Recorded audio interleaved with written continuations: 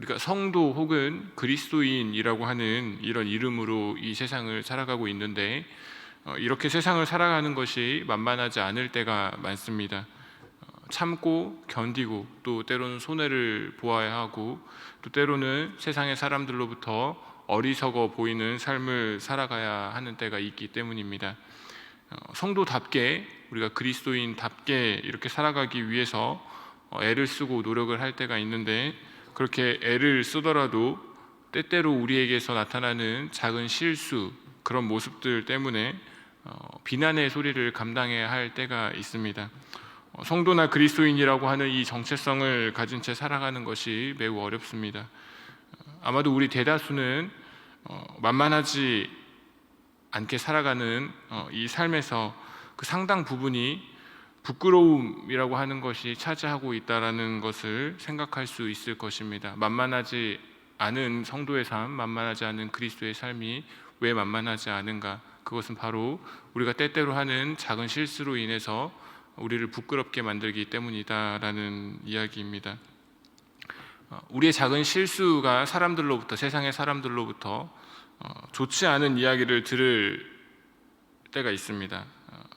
그렇게 좋지 않은 이야기를 들을 만한 우리의 삶의 모습, 그것이 신앙에 관한 직접적인 것이든 혹은 그렇지 않은 것이든 상관없이 우리에게 부끄러운 모습이 있다면 그것이 바로 문제가 되는 모습입니다. 오늘 말씀을 보면 예수님께서 유대의 지도자들, 그들이 어떻게 잘못된 신앙생활을 하고 있는지, 그들의 태도가 무엇이 잘못되었는지에 대해서 말씀하고 있는 본문인 것을 알 수가 있습니다.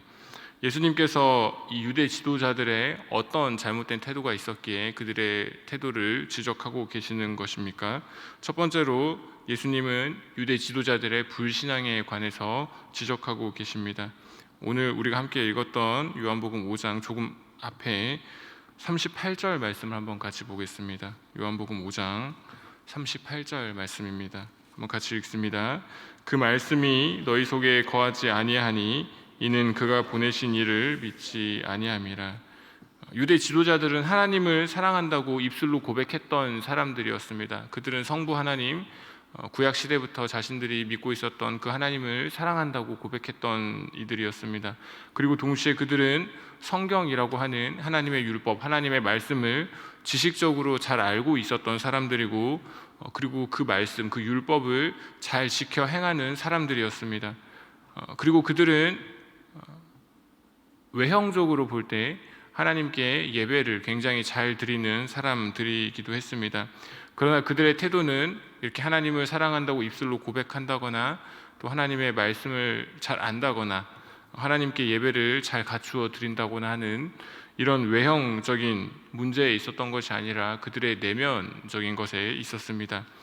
겉모습으로는 신앙생활을 굉장히 잘하는 사람들처럼 보였던 당시의 유대 지도자들, 그렇지만 예수님은 그들의 외형의 문제가 아니라 그들의 내면이 굉장히 잘못되고 있었다라고 하는 것을 알고 그들에게 지적하고 계셨습니다. 사람의 마음을 아시고 사람의 중심을 아시는 예수님은 그들의 형식 안에, 신앙생활이라고 하는 형식 안에 믿음 없음을 보신 것입니다. 우리의 신앙생활은 어떤지 한번 생각해 볼 수 있었으면 좋겠습니다. 혹시나 우리의 신앙생활 가운데 우리가 형식은 갖추고 있지만 하나님을 신뢰하는 믿음이 없지는 않은지, 하나님의 말씀을 읽기는 읽지만 그 말씀에 대해서 신뢰하지 않고 있는 것은 아닌지, 우리가 예배의 자리에 늘 지키고 앉아 있기는 하지만 동시에 그 예배 가운데 임재하시고 예배 가운데서 우리에게 능력을 더하시는 하나님을 불신하고 있는 것은 아닌지, 우리의 작은 생각들로 하나님의 능력을 제한하고 있는 것은 아닌지 우리가 점검할 필요가 있는 것입니다. 형식은 있지만 그 형식 안에 우리의 내면 깊은 곳에 하나님에 대한 절대적인 신뢰가 없는 것은 아닌지 점검해 볼 필요가 있습니다. 만약에 그렇다면 그것은 불신앙입니다. 교회 안에서 아무리 열심히 신앙생활을 하는 외형을 갖추고 있다고 하더라도 우리가 내면 깊은 곳에서 하나님에 대한 신뢰를 갖지 못한다면 그것은 불신앙의 모습인 것입니다. 이 불신앙의 태도를 우리가 바꾸지 않는다면 하나님을 향한 우리의 믿음은 자라나기가 어렵습니다. 두 번째로 이 유대 지도자들을 대해서 예수님께서 어떻게 지적하고 계시는지 특별히 두 번째로 말씀을 대하는 태도에 관해서 지적하고 계시는 예수님을 한번 보겠습니다. 이어지는 39절과 40절 말씀입니다. 요한복음 5장 39절과 40절 말씀 같이 읽어보겠습니다. 너희가 성경에서 영생을 얻는 줄 생각하고 성경을 연구하거니와 이 성경이 곧 내게 대하여 증언하는 것이니라. 그러나 너희가 영생을 얻기 위하여 내게 오기를 원하지 아니하는도다. 말씀드렸듯이 유대 지도자들이라고 하는 이 사람들은 하나님의 말씀, 율법이라고 하는 것에 비해서 이런 것에 관해서 굉장히 지식적으로 잘 알고 또 그것에 능통했던 사람들입니다. 그들은 늘 성경을 묵상하고 연구했던 사람들이었습니다. 하지만 그들이 성경을 읽고 성경을 연구하는 목적은 예수님을 잘 알고 예수님의 뜻이 무엇인지를 깨닫기 위한 것이 아니라 자기들의 사상, 자기들의 생각을 증명하기 위해서였습니다. 그들은 자기들이 가진 지식이, 성경적인 지식이 얼마나 많은지, 얼마나 대단한지 사람들에게 보이기 위한 것에 열심을 내었던 사람들이었습니다. 그래서 그 성경을 읽고 자신들이 가지고 있었던 그런 성경적 지식으로 남을 정죄하고 남을 판단하는, 그렇게 성경, 하나님의 말씀을 수단으로 사용하기 위해서 연구했던 사람들이었습니다. 우리가 성경을 대할 때 어떤 자세로 대해야 되겠습니까? 예수님을 알아가고 예수님의 뜻이 어떻게 담겨 있는지 그것을 알아가기 위해서 말씀을 읽고 말씀을 묵상하는 그런 마음과 자세로 우리가 성경을 대해야 되지 않겠습니까? 하나님과의 거룩한 사귐의 시간으로 우리가 성경을 마주해야 할 것입니다.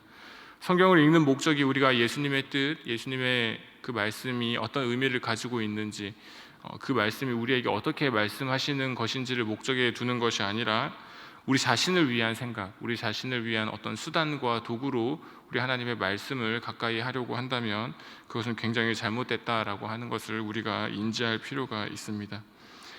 이 말씀을 통해서 하나님이 내게 주시고자 하는 그 메시지가 무엇인가, 이 말씀 안에 담겨있는 하나님의 깊은 뜻이 무엇인가라고 하는 것을 늘 염두에 두면서 우리는 유대 지도자들과 다른 모습으로, 정반대의 모습으로 하나님의 말씀 앞에 서야 할 것입니다. 그래야만 우리 안에 하나님에 대한 신뢰와 함께 믿음이 자랄 수가 있을 것입니다. 마지막으로 예수님께서 유대 지도자들에게 지적했던 것을 한번 보겠습니다. 41절과 44절 말씀입니다. 우리 먼저 요한복음 5장 41절 말씀 한번 같이 읽겠습니다. 나는 사람에게서 영광을 취하지 아니하노라. 이어서 44절 말씀 다시 보겠습니다.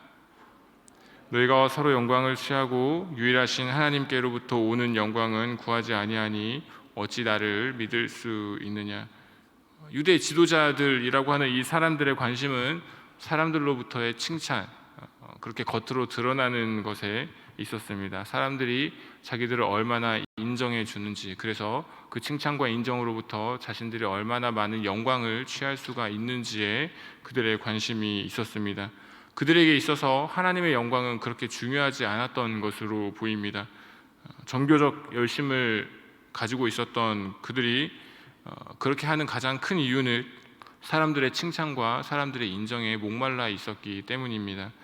그들의 신앙의 목적은 하나님의 영광이 아닌 자기 자신의 영광이었던 것입니다. 그렇다면 우리가 어떤 태도로 신앙생활을 해야 하겠습니까? 사도 바울이 어떻게 고백하는지 한번 보면 좋겠습니다. 오늘자 날주 본문 갈라디아서 1장 10절의 말씀입니다.